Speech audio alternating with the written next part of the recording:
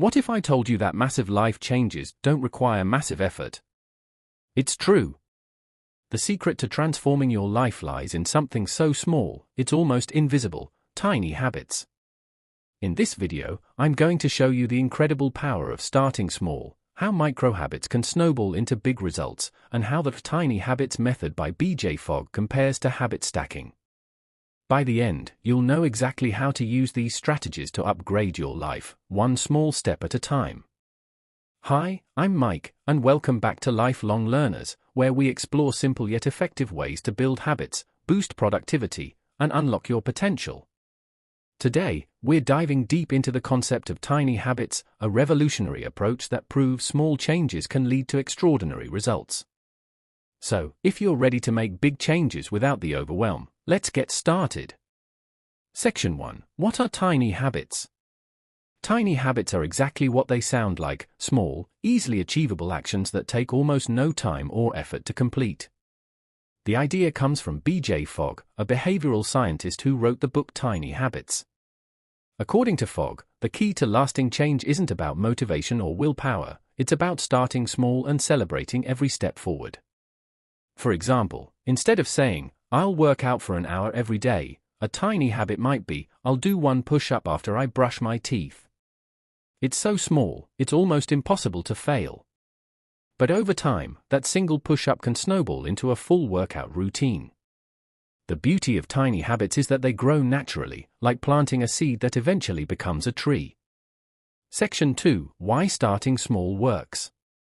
Our brains are wired to resist big changes, even when they're positive. Big goals often feel overwhelming, leading to procrastination or burnout. Tiny habits, on the other hand, bypass this resistance. They're so small that your brain doesn't see them as a threat. And as you repeat them, they create a positive feedback loop: success feels good, and that feeling motivates you to keep going. For example, think about drinking more water. Instead of saying, "I'll drink 8 glasses a day," start with something tiny. "I'll drink 1 sip of water every time I fill up my coffee mug." That small action can lead to bigger changes, like switching out sugary drinks for water entirely. And speaking of momentum, let's compare tiny habits with another popular habit-building method you've probably heard of: habit stacking. Which one is better for creating lasting change? Let's find out. Section 3. Tiny habits versus habit stacking. Habit stacking, popularized by James Clear in Atomic Habits, involves linking a new habit to an existing one.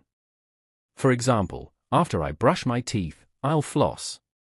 The existing habit serves as a cue for the new one, making it easier to integrate into your routine. While habit stacking focuses on building a chain of habits, tiny habits focus on starting with the absolute smallest version of a habit. The emphasis is on making it so small that it feels effortless. For instance, habit stacking might say, after brushing your teeth, floss your entire mouth. The tiny habits approach would say, after brushing your teeth, floss just 1 tooth. It's about making the first step as easy as possible. Habit stacking strength. It's great for people who already have established routines and want to build onto them. Tiny habit strength. It's perfect for beginners or for habits you've struggled to build because it eliminates friction entirely. The methods aren't mutually exclusive. In fact, combining them can be powerful. Start with tiny habits and then stack them over time as they grow. Section 4. How tiny habits lead to big changes. Here's the magic of tiny habits: over time, they compound. Think of them like investing. Putting away a small amount of money each day doesn't seem like much, but with consistency, it grows into something significant. Habits work the same way. For example, let's say you want to write a book. Instead of setting a goal to write 1,000 words a day, start with something tiny like write 1 sentence every morning. It might not seem like much, but after a week, you'll have a paragraph. After a month, you'll have a chapter.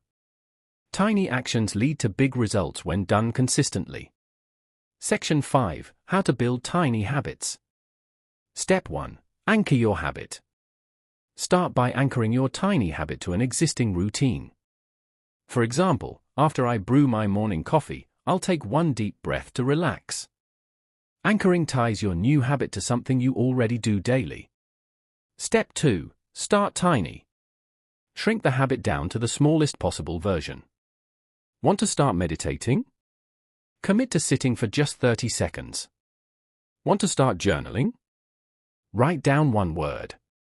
Starting tiny builds confidence and reduces resistance. Step 3. Celebrate success. Every time you complete your tiny habit, celebrate it. Say yes, or give yourself a mental high five. Celebration reinforces the habit and creates a positive association with the behavior. Section 6. Common mistakes to avoid. Number 1. Starting too big, even if you're excited, resist the urge to scale up too quickly. Number 2. Skipping the celebration, acknowledge your progress, it's crucial for long-term success. Number 3. Overcomplicating your habits, keep it simple and easy to execute. Remember, big changes don't require big actions. The power of tiny habits lies in starting small, being consistent, and letting the compound effect do its magic. Whether you're trying to get healthier, improve your productivity, or simply feel more in control of your day, tiny habits can get you there, one small step at a time. If you're ready to take control of your habits, make sure to check out my other videos on habits. And if you found this video helpful, give it a thumbs up, subscribe to the channel, and hit the bell icon so you don't miss any of our habit building tips. Thanks for watching, and I'll see you in the next one.